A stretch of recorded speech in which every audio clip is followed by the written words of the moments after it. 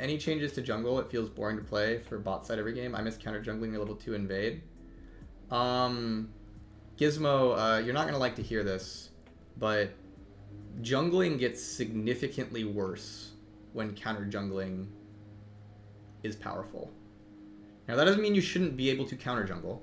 Not saying that, but when counter jungling is powerful, the difference between junglers in terms of skill gaps, but also just champion picks, goes to the moon in a way that like jungle diversity ends up going down, and many players just stop playing jungle altogether because they're like, I'm not interested in playing a game against that, you know, sweaty Lee Sin guy who spends his entire game in my jungle and my teammates don't help me. One of the problems with counter jungling and like why it ends up being like so bad for the game when it's the best strategy. Now again, not saying counter jungling shouldn't be viable to some degree, it definitely is that counter jungling, to make it fair and have context, it relies on pulling the laners out of lane. It relies on like, oh, well, counter jungling's fair because if my mid laner has priority, he can come help me, and then the counter jungling gets stopped. Well, guess what? Your mid laner it's a coin flip if they have priority, and even if they have a priority, it's a coin flip if they actually want to come and help you. And so when counter jungling is really strong, it actually creates this really awful situation for junglers and laners where they both end up hating each other. Because the jungler's like, why is my laner not helping me? And the laner is like, why is my jungler requiring me to stop doing what I want to do, which is participate in the laning phase? Yeah.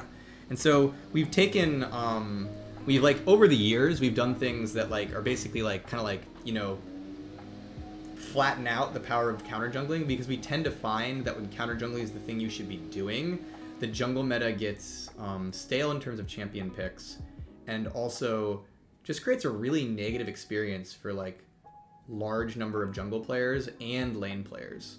And that's like a problem jungle has, is that jungle has this problem of like, how do you get people who aren't jungle gods to want to play the role?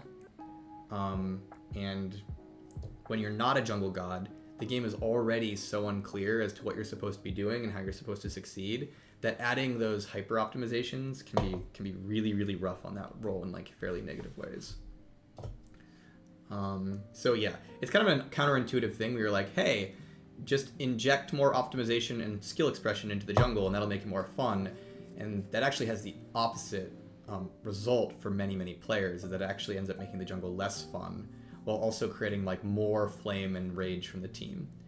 Another example of this at work is like, so I personally, do you remember that there was a few years where Scuttle Crab was really strong and spawned really early? Does anybody remember that Scuttle Crab meta where your whole team would just run it down at like level 2 for the Scuttle Crabs? I would argue that was a pretty rough meta for jungle, because kind of like it made everybody hate each other. And what I mean by that, it's like, I'm just saying the same thing again, but it created this situation where laners were like, I have to help my jungle, but by the way, it's level 2, let me lane. And junglers were like, I need my laners to help me, and if they don't, I just lose the game. And so, again, it was this thing where when you ask laners and junglers to help each other in the jungle, in the early game especially, this is way different when it comes to like, hey, let's help each other with Dragon or Baron, like those all work out. But when you ask laners and junglers to like help each other in the jungle early game, you create like a pretty negative feedback loop of both roles thinking the other is scamming and trolling them in a pretty bad way. So when we moved Crab back, I think that was a very good change for the game overall. Does Jinx never receive any significant nerfs when she's been one of the best bot laners for so long? August is using his seniority to prevent it. So there is a real thing where it's like, if you have a designer on the team that like cares about your character, it is more likely that the character won't be like, I'm not going to say won't be nerfed, because that's not true. Like, we nerfed Jinx, we've nerfed her twice in the last couple of months. But it is more likely that like someone will be advocating your character to like feel good. That does not mean the same as advocating for them to be OP. I want to be very, very clear. But like, you know, Phlox is a Shaco main. And so when Shaco feels bad, Phlox is often going to be like, hey, by the way, have we been thinking about Shaco's builds, right? And I've worked on like tons of different champions. And so whenever a champion I've worked on is like, you know, feeling bad, I might go like, hey everybody, I think this character might kind of feel bad. And I don't mean just the characters I designed. I mean also the characters I've like, you know, buffed or nerfed and stuff. So like I to this day like think about Rengar and Wukong and Talia and stuff like that.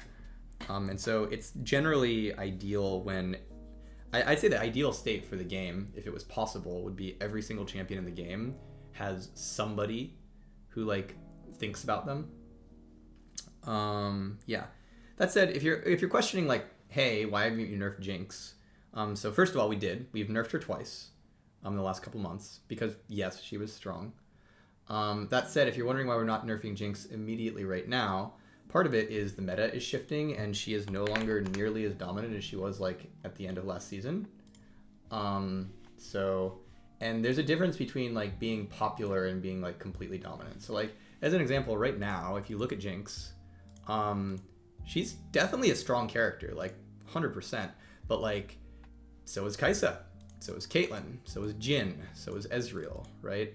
And so it's just this question of like, hey, is Jinx strong enough that she should like be nerfed compared to all these other characters? Answer might be yes, and it was a bit ago, and that's why we nerfed her twice. But the meta has actually started to shift where it's like, you know, Jins and Kaisas are stronger, and Ezreal and Ashe are stronger, right? So Jinx, where, you know, a month or two ago, she was like kind of the main meta character, now she's just one of many. And so the justification for nerfing her gets worse. The other thing is that she's not really super present in pro play. She's present a little bit, but not like anything that's dominating. So let's go to 14-11. So like if you look at bot for 14-11, Jinx is present. She's got like a 36% presence, but like she's not super dominating. And so specifically for pro play, if we nerfed this character, only for pro play, not talking about anything else. But if specifically for pro play, nerfing Jinx makes the pro play meta worse.